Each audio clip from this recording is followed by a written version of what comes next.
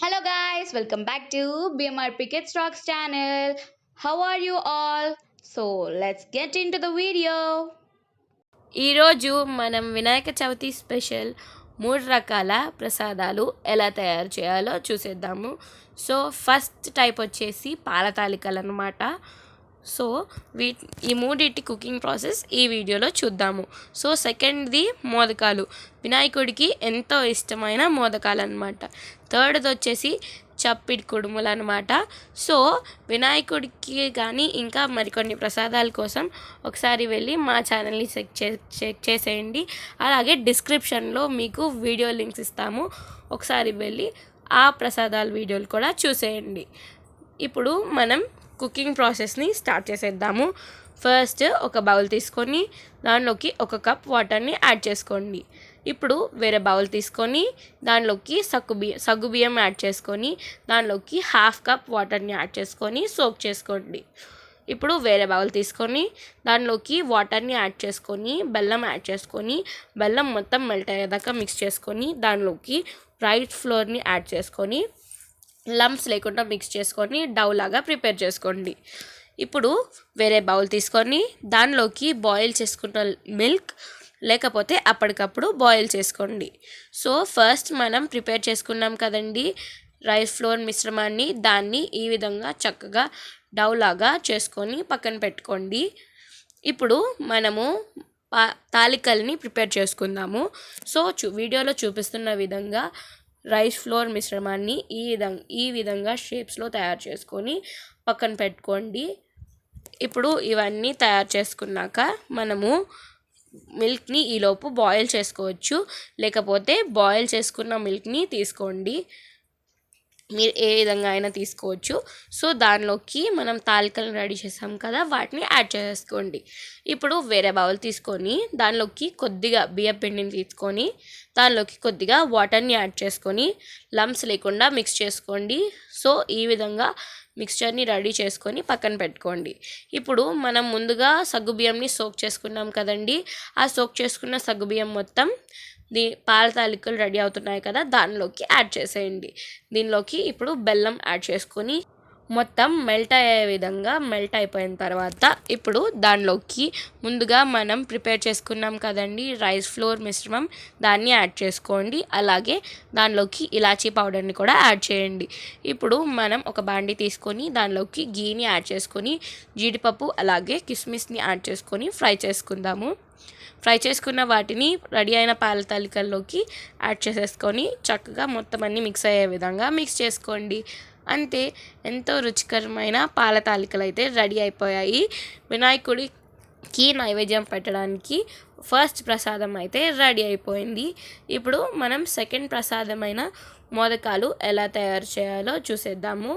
So ఒక bowl తీసుకొని దానిలోకి కొద్దిగా బెల్లం తీసుకొని దానిలోకి కొద్దిగా వాటర్ని యాడ్ చేసుకోండి. బెల్లం మెల్ట్ అవ్వడం కోసం ఈ వాటర్ని యాడ్ చేస్తున్నాము. సో కొద్దిగా మెల్ట్ అయ్యే విధంగా మొత్తం బెల్లం మెల్ట్ అయిపోయే విధంగా మెల్ట్ చేసుకోండి. ఇప్పుడు 1 కప్ రైస్ ఫ్లోర్ని అంటే బియ్యం పిండిని తీసుకొని పక్కన పెట్టుకోండి.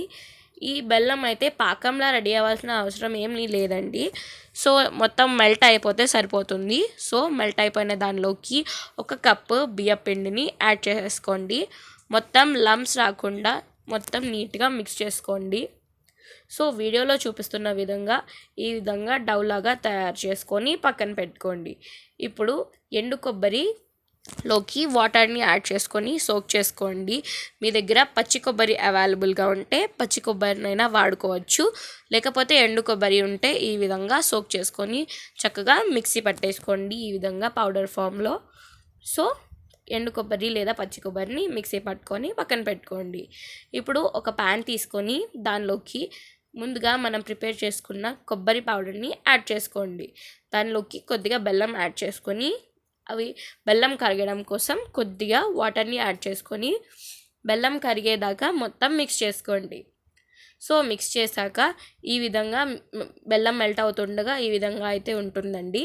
సో ఈ విధంగా మొత్తం మిశ్రమం ఒక డౌ లాగా ప్రిపేర్ అయ్యేంత వరకు ప్రిపేర్ చేసుకొని పక్కన పెట్టేసుకోండి.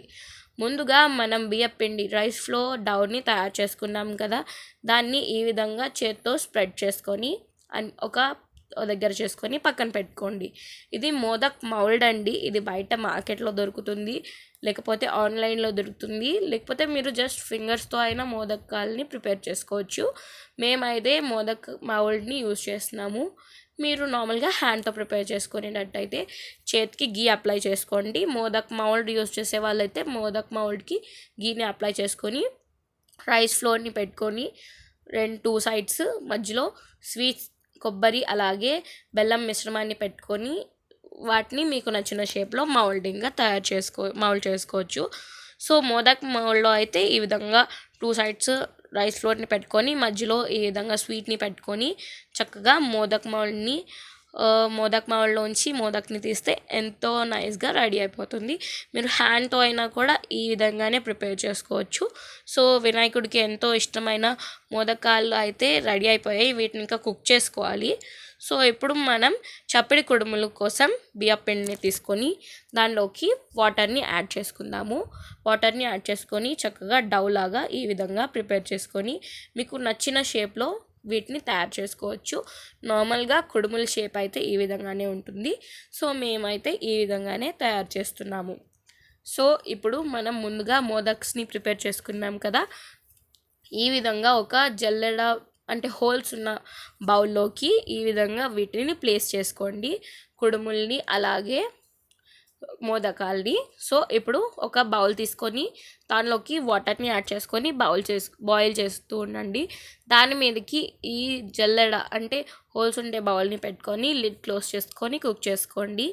దీన్ని ఇడ్లీ పాత్రలో అయినా కుక్ చేయొచ్చు, మీకు నచ్చిన ప్రాసెస్లో కుక్ చేయొచ్చు. ఇడ్లీ పాత్రలో వాటర్ యాడ్ చేసుకొని ఇడ్లీ పాత్రలో ఇది 1 by 1 ప్లేస్ చేసుకొని ఇడ్లీ ఎలా కుక్ చేస్తామో అలాగే కుక్ చేయొచ్చు.